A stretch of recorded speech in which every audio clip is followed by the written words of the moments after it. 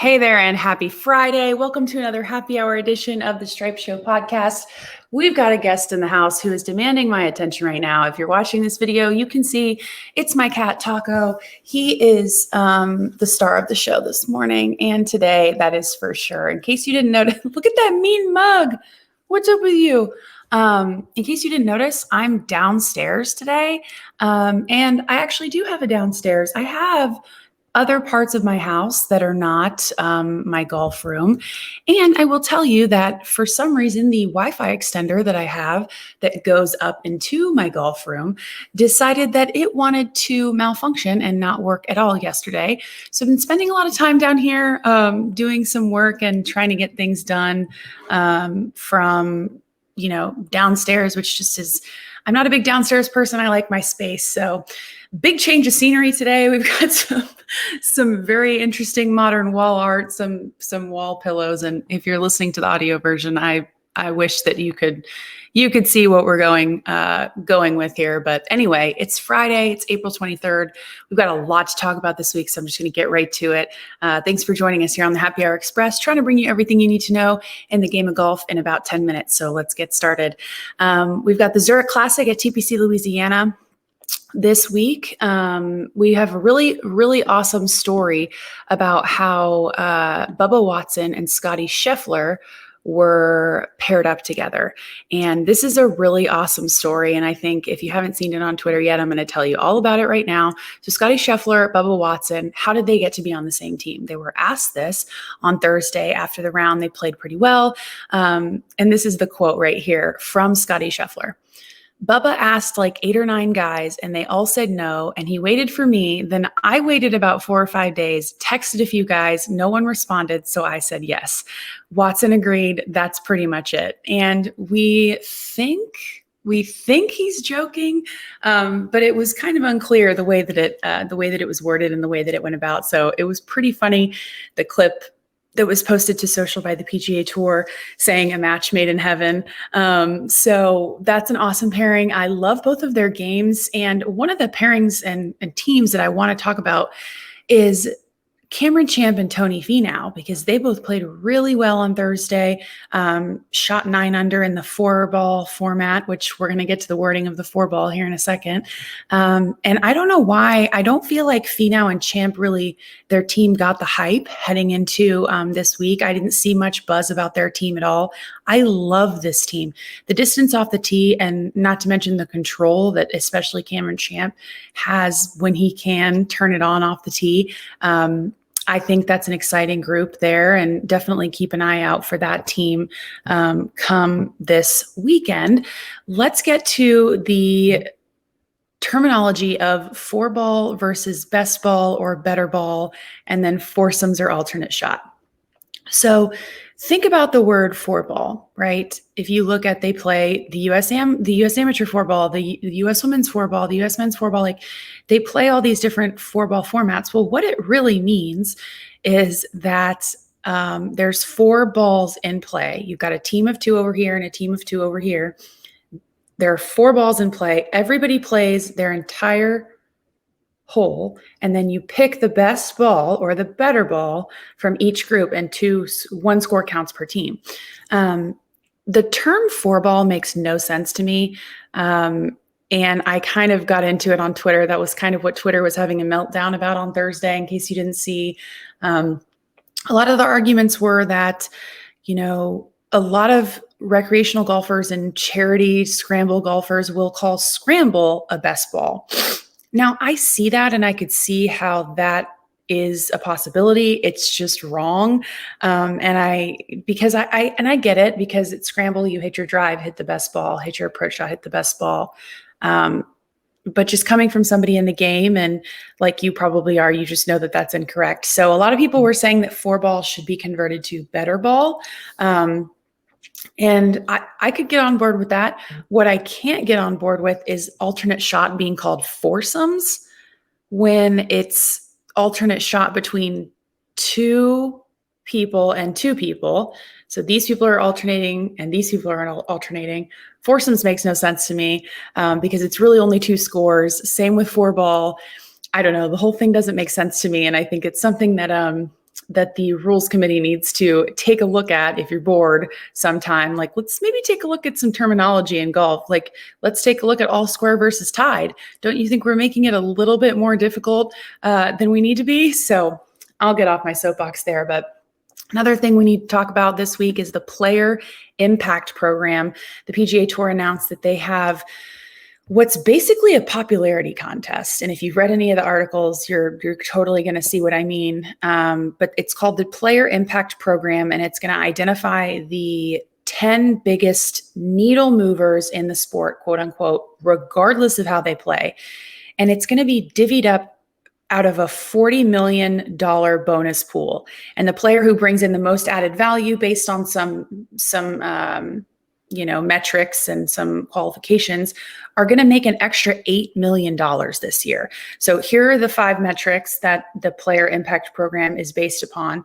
We've got popularity in Google search, Nielsen brand exposure rating, which is how much they're featured on TV, a player's Q rating, which is like appeal, an MVP index rating, which is engagement on social media and digital channels, and a player's meltwater mentions, which is frequency that he generates coverage across media platforms, social media, golf media, TV media.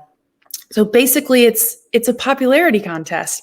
And I work in social media, right? This should be exciting for me to see.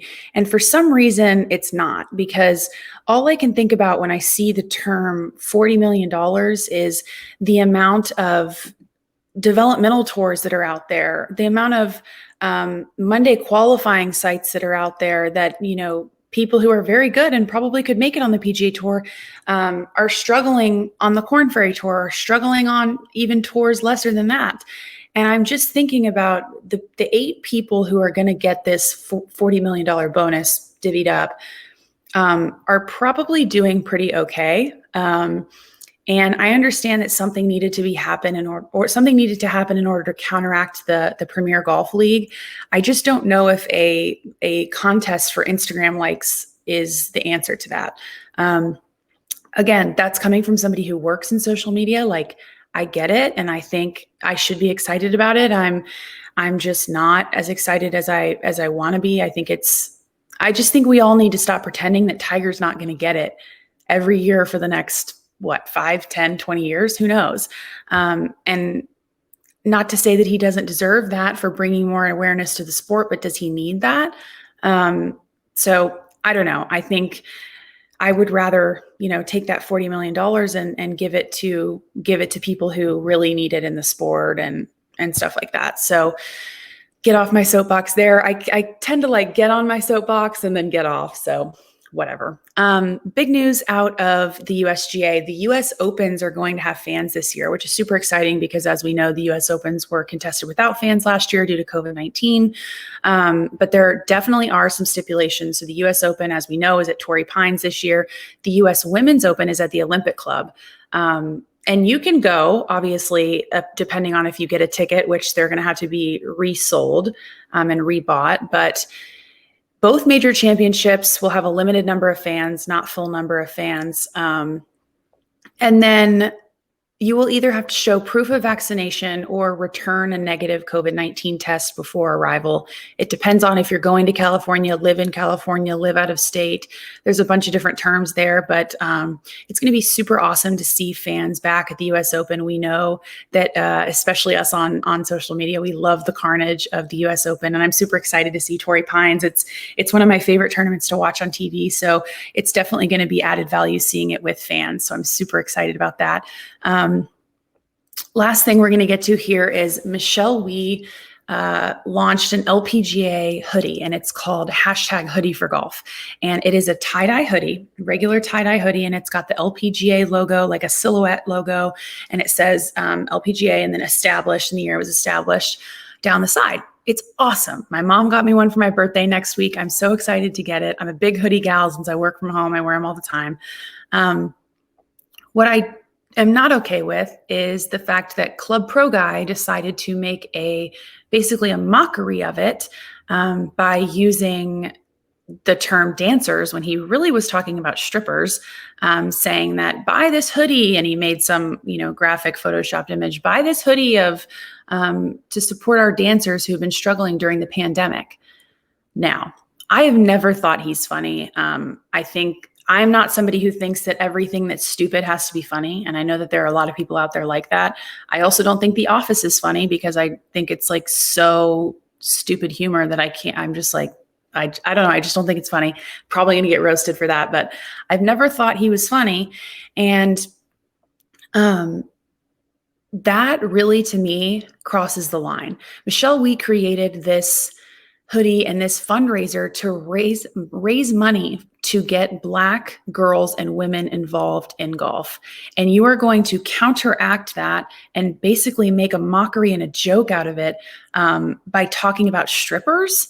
It's very tone deaf. It's very inappropriate, in my opinion. And I just don't see it to be necessary. I don't think it's funny. You would be appalled at the amount of people who were defending him in my comments and my DMs and even on Instagram, people messaging me about it. I think that we need to look at if we're really trying to grow the game, and then you're going to support something like that makes a mockery of a fundraiser that's getting Black girls and women into golf. Maybe you need to take a look in the mirror and see, what you're really trying to do here. Are you really trying to grow the game, or are you trying to make a laugh out of everything that's possible? Because I have news for you. Not everything needs to be made into a joke. And that's something that people on Twitter and in positions like mine definitely have to learn. You don't have to tweet about everything. You don't have to make a joke about everything. And this was a situation that I definitely think crossed the line. It really did kind of fire me up this week. And I love what Michelle Wie is doing. I can't wait to support the hoodie. And I just think it crossed the line. So I could go on, but we'll go ahead and move on to our very last topic. Brooks Koepka, versus El Presidente, Dave Portnoy of Barstool. They got into a little tiff on Thursday night on Twitter, a little keyboard warrior action. Brooks is just trying to up that player impact program status, baby. And Brooks was saying that he could beat Dave Portnoy left-handed. Now, Brooks is a very good right-handed golfer, and we know that he's a very good left-handed golfer. I don't know if you guys remember in quarantine when he was sending videos out of him swinging left-handed when Justin Thomas and Ricky Fowler were doing it. They're going to play a match for $250,000 to their respective charities based on whoever wins.